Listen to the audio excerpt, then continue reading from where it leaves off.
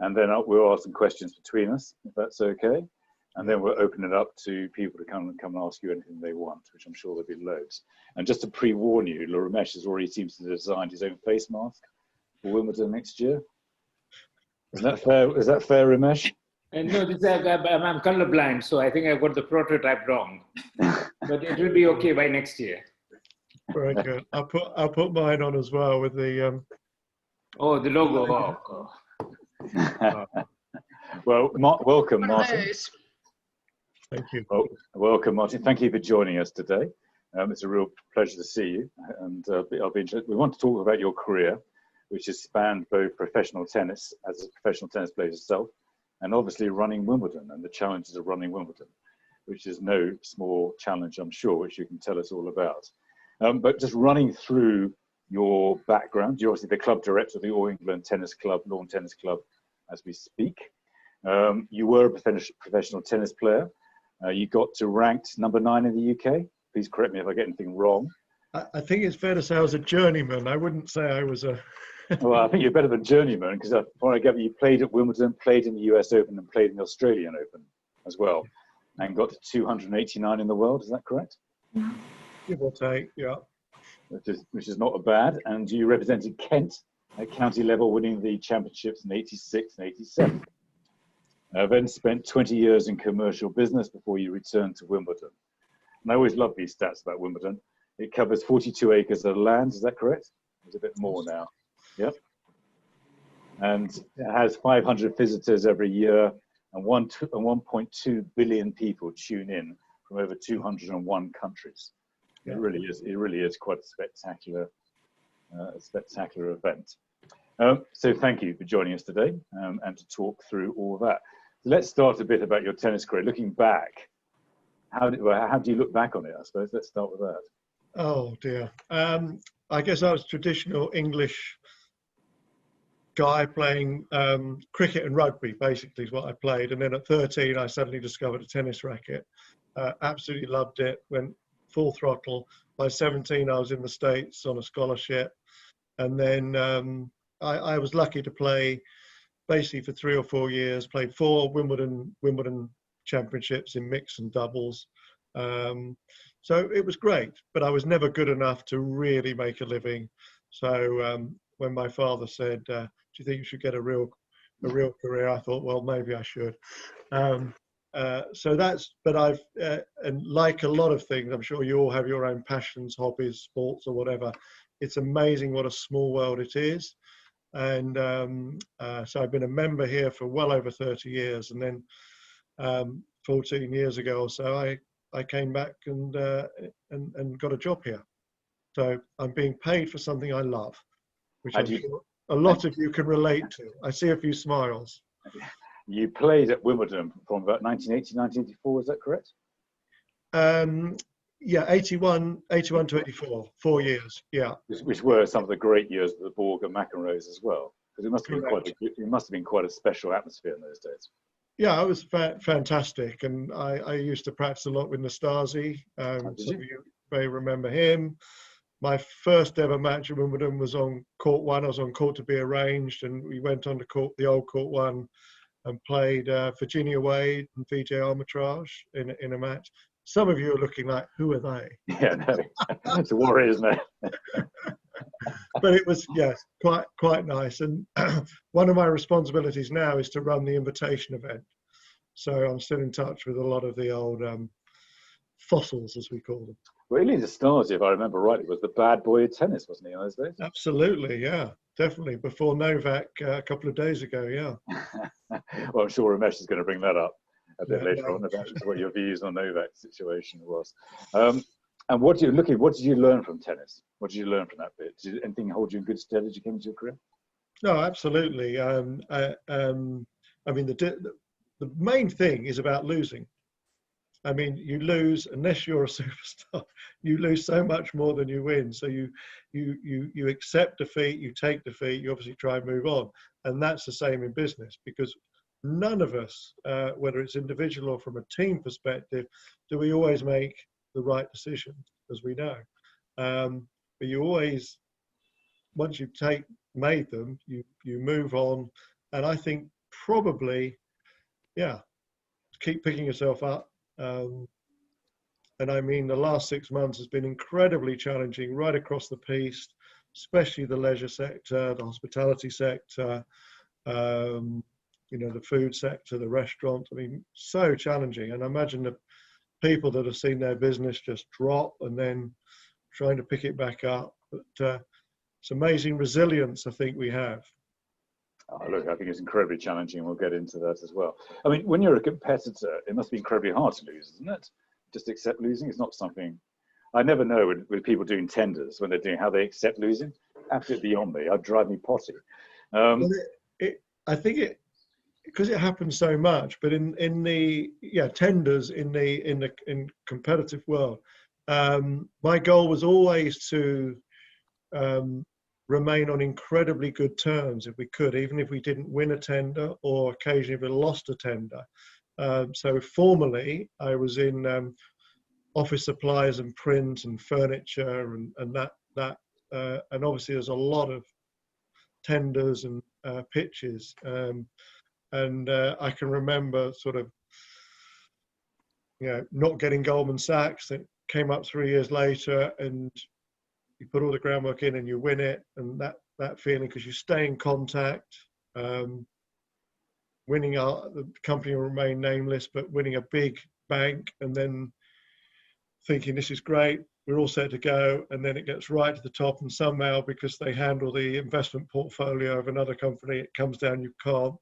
But the moment that changes, you then get the contract and things like that. So some very positive experiences. But I mean, one of the things that is often discussed about younger growing talent is about a fear of failure, that there's a reluctance to take risk in the same way. Your views on that? I think it's a very good question. I mean, I actually think our education system is pretty tough in the UK. I don't know.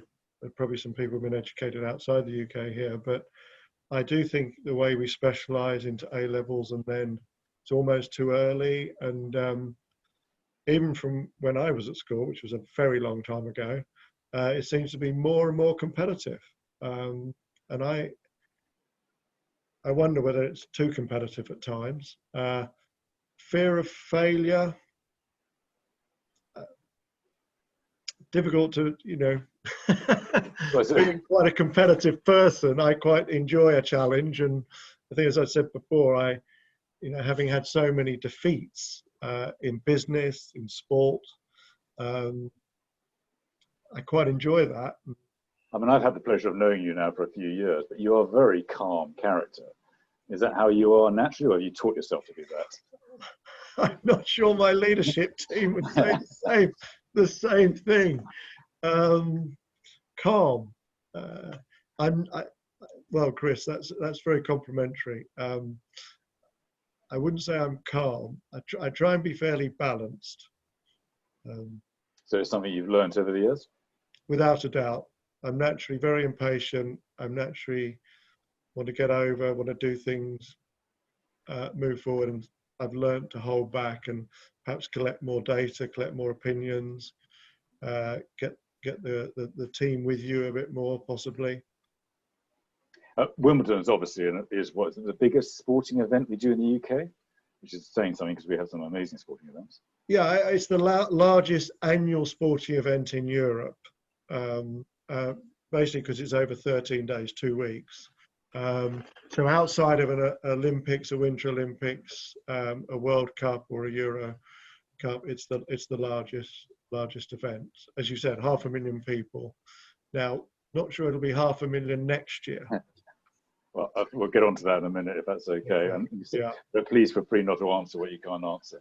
When it comes up to Wimbledon, is it something you look forward to, or is it something you silently dread? Of course, you look forward to it. All the planning. I mean, we literally start planning the moment it's over. No, don't dread it at all. But it's amazing how many friends you have. The 2 or 3 weeks before the championships, and oh yes, Yes, but as we know, tickets are rather at a premium. But yeah. And during the years you've been running it, what's been the biggest change that you've seen, particularly in both the championship and expectations? I think the biggest change is probably the digital audience, and the fact that you've really got to appeal to a wider audience, a global audience, an audience that perhaps only has 30 minutes of time, or they want the highlights. And trying to enter into some of the emerging markets has been very challenging, whether that's through partnerships, whether that's through actually getting paid at times. We're all about eyeballs, you see. We would sooner have more eyeballs watching than actually dollars. That's important to us. We've done a lot in taking control of our brand. So we moved to our own broadcast organization. So similar model to the Olympics, where they have the Olympic. So we've got Wimbledon Broadcast Services now, 3 years ago. So the global pictures going out are our own, from our own. We're trying to create the, if you like, the beauty of Wimbledon, the heritage, tennis in an English garden, green, white clothing, very clear, uncluttered commercial, from commercials, overt sponsorship at the bowl. So that's been huge.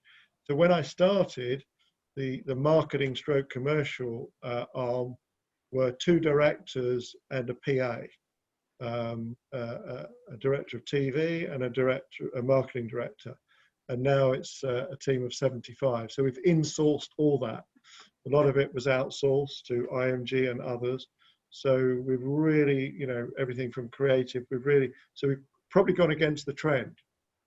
It probably has. And we've insourced horticulture, for example. We've insourced retail. So all our merchandising line is all designed by us. Okay, it's obviously manufactured globally, but so we've really taken, I think, control of the brand. The other thing, Chris, is we're trying to manage not just the 2 weeks of the championships, but the 3 weeks of the grass court season from Roland Garros. As you know, it used to be a 2-week gap. We moved it to a 3-week gap. We're trying to manage, get more airtime on tennis, on grass tennis and Wimbledon, and even a week after. So a bit more on the champion, perhaps the champion's dinner, which is something I'm responsible for, just to make a bigger, more constant splash, if you like, to our audience. The Champions Dinner is actually always one of the kind of events everyone knows about but doesn't know about. We try and keep it that way. It must be quite hard to bring all the players together almost at the end of the championship, isn't it, or not? Well, we don't bring them all. We just hope the champions come. And we invite the runners-up. Very rarely the runners-up come. Although one year the runner-up did come, because she said she would never, ever get to a Wimbledon final again, and that was Marion Bartoli. And lo and behold, several years later, she won it, incredibly. So that was quite interesting. And then the junior champions, some of the invitation events, the wheelchair champions, they tend to come because it's quite a highlight. But the champions, especially the male champion who's played on that day, tends to be exhausted. I was going to say that's one. And we just hope the lady champion's sober. It must be hard trying to protect that English heritage, isn't it, as we get more global of Wimbledon? Because Wimbledon's all about. Well, it's an interesting question, Chris, because that's without doubt one of our USPs. And especially in North America, which is our second biggest market, ESPN and others, they love that traditional. They even try and do Wimbledon, host your own tea party while watching Wimbledon, albeit it's, depending on your time zone, it's at noon or whatever over there. So the heritage is hugely important to us, and we believe it definitely gives us more leverage, even in negotiations.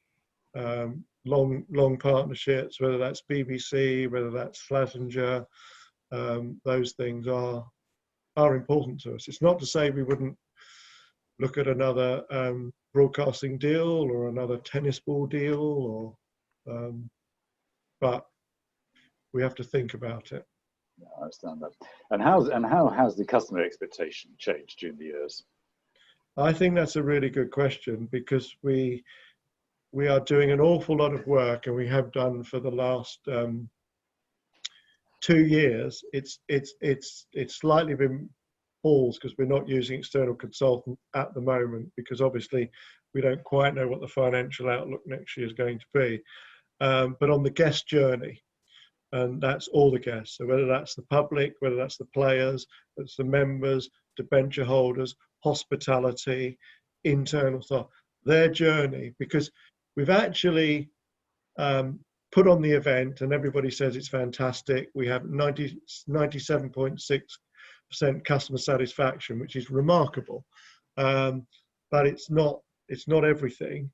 And we're doing some work with the Disney Institute, which some of you might be horrified to hear, but they nail it in many ways. It's not to say we're going to have fireworks going off at the close of play, or Tinkerbell flying through the air on centre court, anything like that. But there's a lot we can learn.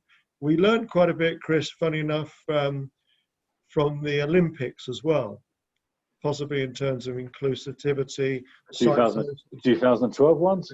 Or... Correct, 2012, yeah. I know that's 8 years ago, but yeah. Signposting, we've done a lot of work from the 2 stations, from Wimbledon, from Southfields. And some of you may be aware, we've acquired the golf club ahead of time over there for our master plan, and that will involve a lot of work, customer journey, things like that. Sorry, after you, please. No. I was just going to say, and on ticketing, on the ballot, we weren't great at telling people they hadn't been successful. They just didn't hear from us. So there are things we're doing like that. We're really, we've got a long way to go. I mean, well, it's never ending. Value for money. Can you ever have a sporting event? Value for money, we're sort of, in the way high up in the 90s. Value for money for food and beverage, we're in the mid 80s. So, not that we're going to discount necessarily Pimm's or champagne. We don't feel that's right, but, we've reduced the price of water dramatically. We're keeping it low. Some of the core staples we're keeping low. It's that sort of thing. Can we get that figure up? Is the question. Well, still mid 80s is pretty good, isn't it? Food and beverage? Yes, it is, but that's possibly not our benchmark. Our benchmark needs to be in the 90% across the board of everything. And because we bring in, I mean, we're a group of basically 260 people, and then we bring in 6,000 people to overlay on top of us. Inducting, putting everything across, whether that's security, food and beverage staff, cleaning staff. They've got to answer the question when the customer asks them, "Oh, where's gangway 202?" If they go, "Well, I've got no idea, I'm just here to pick up the litter," it's not the best answer. No, that's quite a task, isn't it? It's a huge task. And again, you go to other venues and you look. I went to Ascot last year, and it was interesting how even their cleaning staff in the Rhine enclosure were jacket and tied, and which we don't do, for example. So there was interesting things you can pick up at all venues, I'd say. And how have the players changed over the years? Well, we'll get a new US Open champion in the men's, that's for sure. But I mean, the dominance in the last 20 years of the three, if you like, and okay, you could bring Andy and Stan Wawrinka in a little bit, but basically, I mean, it's phenomenal, absolutely phenomenal. The main change which in the US Open and in Roland Garros, which they won't be able to do, is their entourage. So it used to be them and a coach, and but obviously it's the trainer, it's the personal physio, it's the nutrition. I mean, it's the whole gambit. Family members, dog, Mr. Federer, obviously twins, and it's quite substantial and and quite demanding on resources, and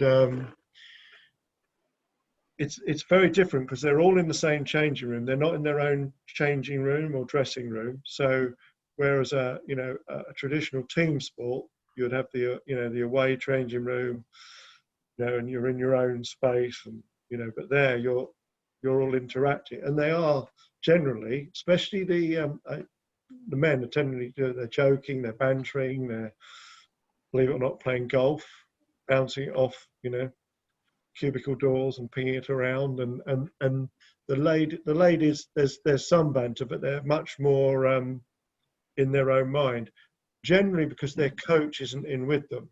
Because most coaches, not all, but most are male, so they obviously can't go in the female dressing room.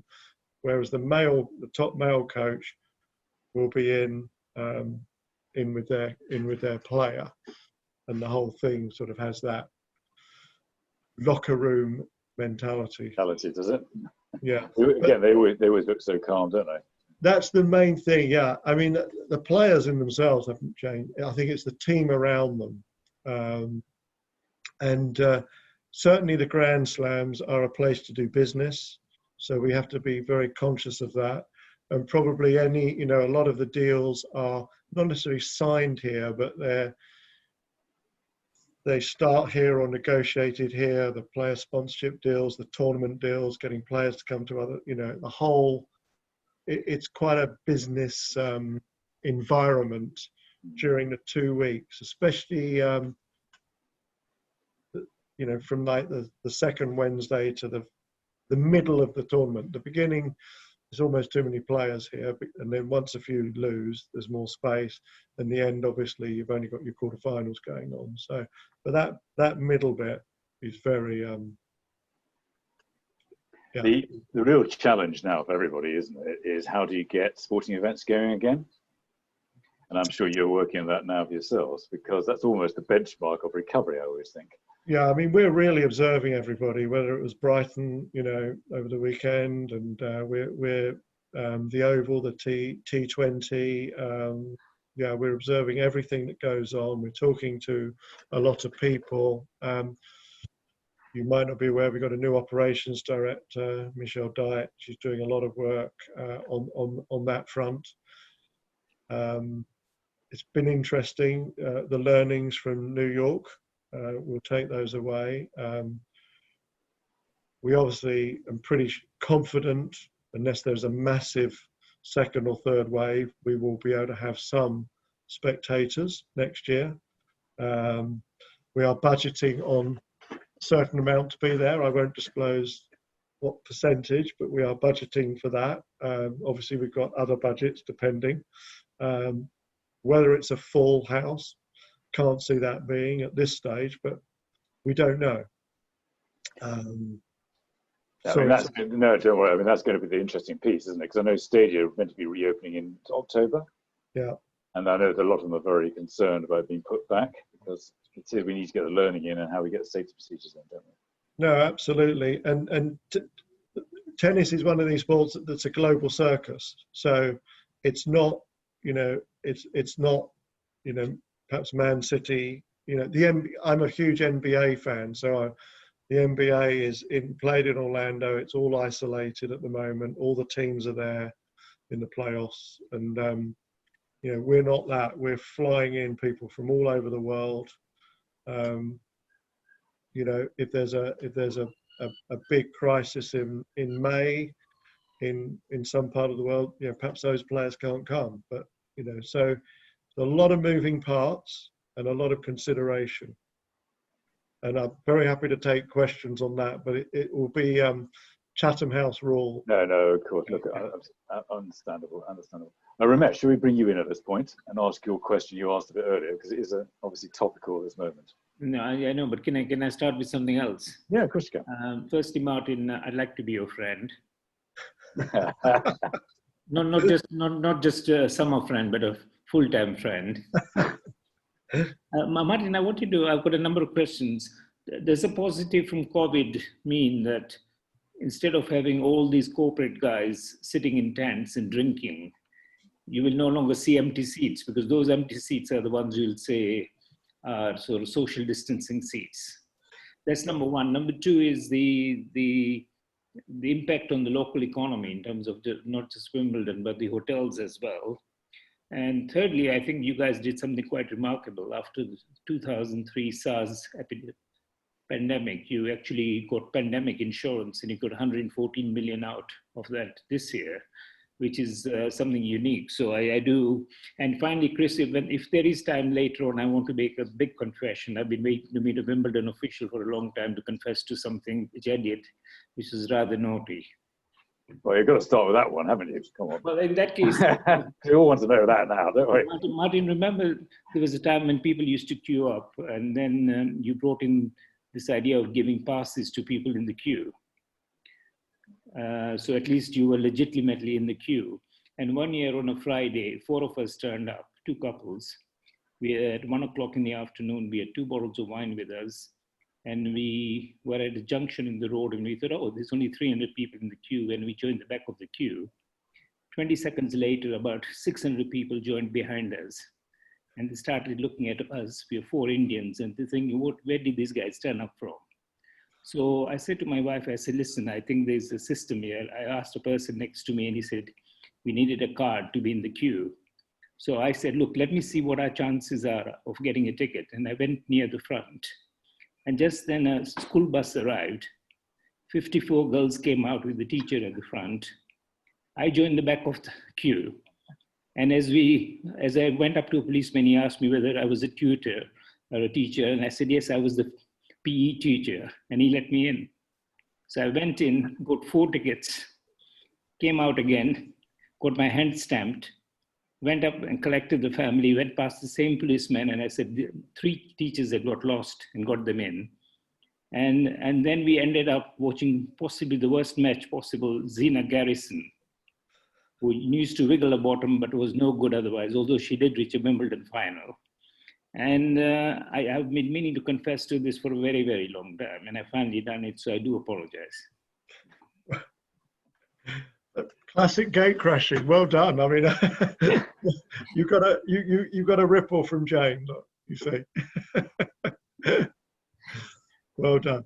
Now, your other questions. Do you want to do the? Just remind me one by one, and I'll one is the impact, the positive impact you have in terms of the local economy, in terms of our economic impact, our footprint is obviously quite dramatic, not just locally, but London and then nationally. Obviously, that was a big hit, but I guess would pale into insignificance with COVID generally. But we do know that the village and Southfields did feel it, but we do a lot of support, community work, charity support, especially in the homeless, mental illness, children, obesity, in that area. We do a lot in that. But yeah, there definitely was an economical impact, Ramesh. Yeah. And what will it mean to you if there are no corporates there next year, sort of buying tickets and bringing? Well, we hope and we plan there will be corporates, maybe not so many, but we would plan to have everybody represented here. So whether that's general public, ballot holders, corporates, members, debenture holders, which are hugely important to us, and I can explain that later if someone asks the question. So we would want to have everybody represented. Okay, thank you. And finally, I just wanted to say that Vijay Amritraj made it to a Bond movie, no less, with a tennis racket. Excellent, excellent. I mean, it's an interesting one about the corporates, isn't it? Do you see corporates coming back? I assume. I mean, that's quite crucial, isn't it? Yeah, I mean, we've obviously got our eye on that, Chris, and our partner is Keith Prowse, and they obviously, you know, took quite a hit, but we hope that this is still on people's bucket lists. We believe it will be, and people will still want to come. I'm sure they will. Janet, obviously, from a Compass point of view, bring you in at this point.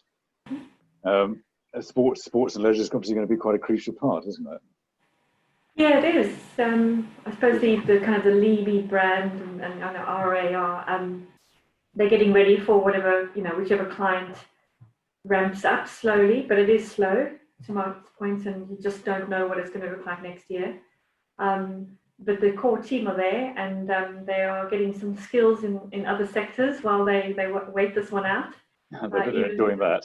Yeah, even the MD for Levy and kind of sports and leisure is learning all sorts of new tricks in the trade. So yeah, it's very interesting. There's different sectors which are ramping up incredibly well, 70-80% up and running, but the sports and leisure business is you know, very clearly articulated by Martin in terms of the space it's in right now. But I had a question completely not related to my job, if that's okay for Martin.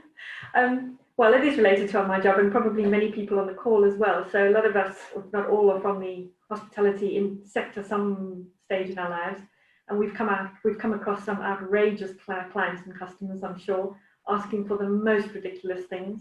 And I wondered, in your capacity, either observing it when you're a tennis player, or now in your capacity, kind of club director, what's the most outrageous thing? You don't have to name names, but what's the most outrageous thing somebody's asked for from the hospitality team to be delivered? Wow. No names, unless you want to. No, Janet, it's probably the back of, you know, the money can't buy back of house experience, which clearly we could capitalize on if we chose to, both during the champs and outside the champs. So can someone, you know, come in the locker room and meet Roger Federer, for example, and all that stuff, and even if it's for charity. And Janet, we have pushed back on that sort of thing. In terms of hospitality, someone's playing a video game, I think. Can everybody hear that, or is it just me? Yeah, no. We have had a few, but we get very little misbehaviour, Janet, here. You know, the odd one, but very, very little. So most people come to watch the tennis, and we do try and, you know, push the clients out, watch the tennis, come back for tea, get back out on court. Obviously, you can't totally, but generally that's what we do. So I've got nothing startling to tell you. If you ask me about the players, that might be a bit different. But well, no, yeah, it was open to everybody. It was open to kind of the players' requests as well, completely. Well, yeah. So we wait for the book. I think we'll wait for the book. But I'm not allowed to do that. I'm sorry. Fair enough. So what gives you sleepless nights, Martin? I guess one thing could be vandalism of the courts, because we can't just relay them. So the grass is, you know, and hence, you know, a month before we put, you know, electric up to stop the foxes getting on. So if something happened to the courts, that would be good. Be a disaster. And the PR, if the players, there was a couple of slips a few years ago, and the players were there was a bit of questioning going on. That's pretty unhelpful, and not just for Wimbledon, but I think if there was to be, and I'm certainly not suggesting there would, a really bad drug allegation against a very top player that perhaps went back historically, that would be very bad for the sport. At the moment, I would say tennis is generally seen as a very clean sport. I know we had the Sharapova issue, but because tennis, you don't know when you're playing, you don't know the duration of the match. It's generally it's probably not helpful. And how do you feel about the Novak situation this week? I think it was good that it was decisive. Decision was made. I think we feel they obviously had no choice. There will be comparisons made to Serena, obviously, and what happened to her twice on the very same court, the Arthur Ashe. But it was straightforward, and I think it was made clinically. He did accept it. He's been very apologetic. So He's actually handled it quite well, hasn't he? Yeah, I mean, I guess possibly he shouldn't have jumped in the car straight away and just faced the press and sucked it up, but he didn't. But afterwards, he's yeah. So Ramesh is asking about the rain. Is rain? How big a problem is rain or concern is rain for you? It's not now. We've got 2 roofs. Yeah. And hopefully, when we have a 3rd stadium at some point, I mean, we've got a 3rd stadium, but we might have 3 roofs. So in terms of scheduling, we're pretty much there. Although interestingly, if the championships were played this year, we probably would have played on the middle Sunday, because that first week of July was torrential. Having had that really good sort of spring and then very good after. One of the pluses this year was all our 4 members got to play on centre court. So that was a nice thing, which they normally wouldn't do. So in August, they got to play, and we raised some money for charity that way. And how has the club been during this period of time? Very busy. Like all tennis clubs, golf clubs, people want to play. So it's been very busy. Obviously, the social events haven't happened in the same way, but in terms of pure tennis, and a lot of the top players were practicing here on the hard courts before they went to the US as well. So that's been nice. And how's COVID impacted on you? What have you learned from this period, or how have you found this period of time? It's calmed me down. It's made me a little bit. I say that. Personally, it ironically, it wasn't a bad experience. It's just, and then now I'm able to come into work a lot more, and I live quite locally, and so actually, it's. I have to say, it's been fine. This is interesting about calming down, because actually, people do reckon that anxiety and stress has decreased quite considerably during this period of time, which is encouraging, actually. Yeah. Gary, can I bring you in at this point? Because obviously you're a stadium expert. Well, I don't know about expert, but certainly I've been involved in many stadiums, and just listening to your setup. I was actually at Wimbledon during my Compass days many years ago, but I was part of the setup, then get pulled away. I'm trying to think where it was. It might have been Rico, or it might have been Millennium, but there was something else going on, and I got pulled away from the actual event. But I was part of the setup team. Yeah. And it was just this, as all the venues, it's just what people don't really understand is the complexity of the catering and the pre-planning of getting everything ready before the actual event. Because it's pretty much too late. Once the tennis is going on, it's not easy to get food around the site. But you mentioned about antics, and what came to mind for me was an artist. He was certainly no angel then, so that should tell you who it is. But it was in his height of his partying days, and we had him at Murrayfield one year, then Hampden the next year. Both times he caused us endless amount of frustration and hassle. The first time at Murrayfield, when we were doing the final walk around with the police and licensing inspectorate, he was on site in the boxes having a party, and we just could not even dream about taking the police or the inspectors down that area of the stadium because of what was going on. The second time he was at Hampden, and I think at Murrayfield he had the changing rooms for his after concert party, and he felt that they weren't big enough for Hampden, as in the changing rooms. So the riggers had to reformat the stage to make the stage higher. So as the crowd saw him flying, or what they thought, he was flying out on a helicopter out of the stadium at the end of his concert. It was actually underneath the stage having his after stage party. Great stories, and you know, privileged to be involved in so many of the events that you're talking about, Martin. It is. I mean, I was multiple. I think at one time had 27 different stadiums and event complexes, from Murrayfield down to Silverstone. But no, it's fabulous. It just brings it back to just that passion and that focus of getting the event on. And of course, relief when it's all over. It's gone well. So well done. Thank you. Well, you've got some pretty good stories there. I'm not sure I can compete with that. Unfortunately, the artists all have their own little idiosyncrasies. They like to entertain us in different ways that the general public or don't always realise. But great. I had 12 years in that world. So on the other side, Janet, it's a case of you never know where you're going to be, what event you're going to be at, and what's going to happen. Like you were talking about 6,000 staff. I did Ascot for 4 years running in the Royal Enclosure. You know, and you just to process all those staff on site and keep them focused on delivering for you, for the guests and for you as a client.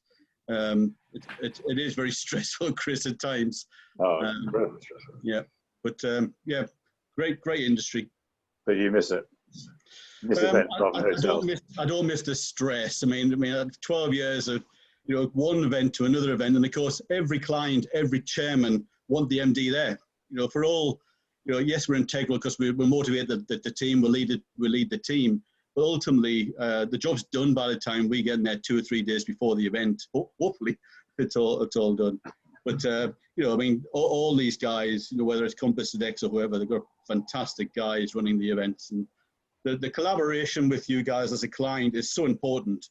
You know, that as you said, when you're going for tenders, you've got to remain on pleasant terms with people, because it's such a small world, and you're bound to come across each other again sometime in the future. Yeah, without a doubt. I still admire you for accepting losing tenders. I still struggle with that. So I don't know how you do it, but someone's going to teach me that one. It's a fair point, though, Martin. Could you give this up? I'm not suggesting you should. Can you imagine not being at Wimbledon? Yes. Yeah, I mean, well, I turned 60 quite recently, so, you know, is there another job in there? Yeah, there is, but this is a very lovely job. I enjoy it. I get a lot of satisfaction. But if the right opportunity came up, yes. But I think it would be in sport or club management, probably. I'm not sure. Two questions on this. Obviously, tennis is obviously an elite sport. Is part of the challenge trying to get that tennis out to a wider audience still? Yeah, without a doubt. But I think I just touched on it before. The participation rates at the moment are fantastic for the LTA because people have gone out and played in parks, and so, you know, they've got to capitalise on that. Anything we can do to help. But that is very much the LTA's job in a way. I think we hope there's more diversity. There's definitely some players coming through, whether it's Sarka or others. They're definitely coming through. And British tennis? Well, it's in a pretty good place actually on the elite level as well. Quite a few players in the top 100.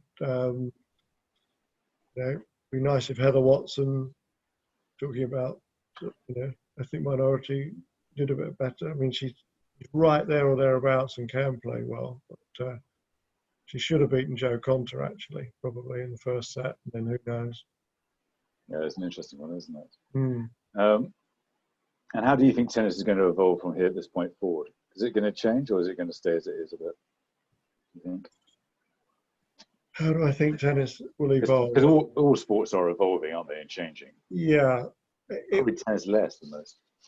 one of our risks, if you like, is when the top three stop playing and Serena and Venus is still going at 40. But when that, it is the next wave going to be as popular? So that's certainly on our risk register, if you like. You can't really plan for that. That's going to happen, and I hope some of the stories will be exciting and will grab the audience's attention. No, I'm sure. Any more questions for Martin, please? Any questions? No? Who's been to Wimbledon? Sorry, Chris, can I just sort of butt in? I've said a lot already. I mean, the big rising star is Coco Gauff in the US. And I mean, she was a darling at Wimbledon last year. So do you, I mean, it's part of the question I asked in terms of whether British tennis is so elitist that do we ever get to see somebody like Coco or Serena coming out from one of those groups and making it to Wimbledon? Well, a British player? Yeah. Yeah, I mean, there's absolutely no reason why there shouldn't be. But tennis is a very expensive sport to play over the years. And there's a lot of traveling, a lot of coaching, and it's quite a commitment to parents, whatever. But there's absolutely no reason there shouldn't be Cocos or Serenas, across the globe and here. Do you get a chance during the Wimbledon Championships to enjoy the tennis? Because it must be hard to get the time. Yeah, that's a good question. They're so dedicated even at a young age. It's like all sports. I mean, some of your other things you're involved in, Chris, whether it's rowing or athletics or rugby the dedication now is quite phenomenal. It is hard, isn't it? I always impressed when I come to Wimbledon watching the wheelchair players play. Yeah, it's I great. just don't know how they do it. Actually, No. So So what is? they were here on Friday. Some of them practicing out. Yeah. Yeah. And who inspires you, Martin? Where do you get your inspiration from? Where do I go? You've got a lot of pressure on your shoulders. Where do you get your motivation from constantly? That's a good question. I don't think any individual as such. I think I mentioned before, I love NBA.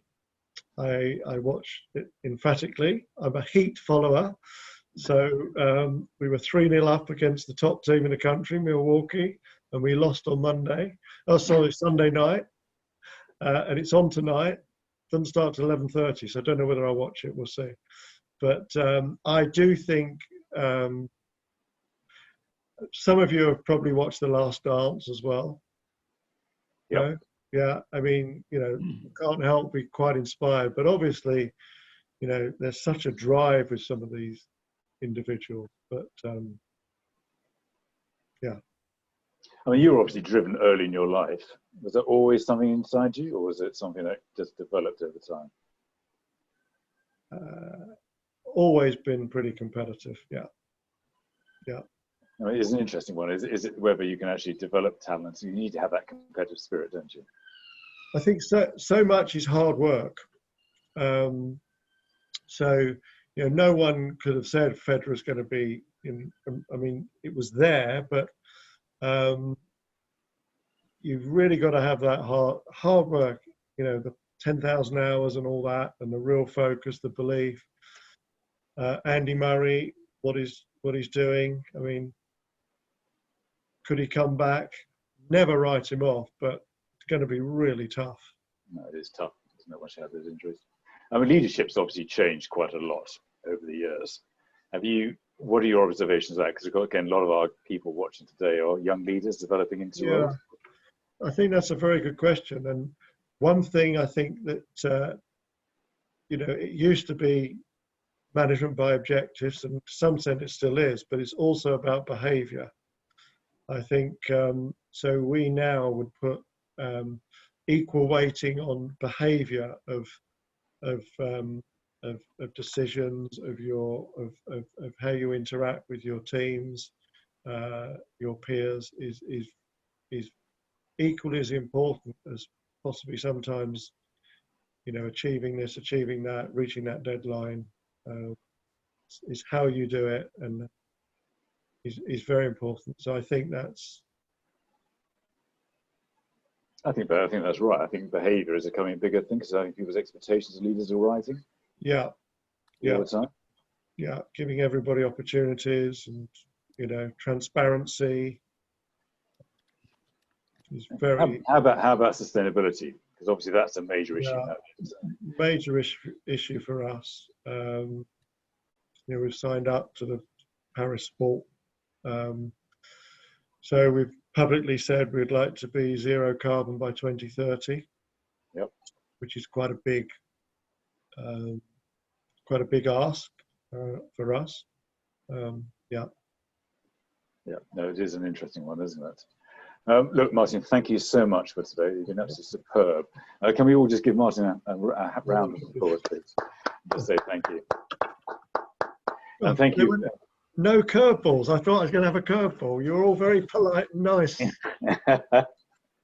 sure they'll probably email you afterwards with some curveballs, probably. So thank you for everyone joining us today. Thank you for Martin, and I look forward to seeing you again next week. Thank you so much for your time today. Thank you. Thank you. Take care. Thank you, Martin. Bye-bye. Thank you. Bye, Matt.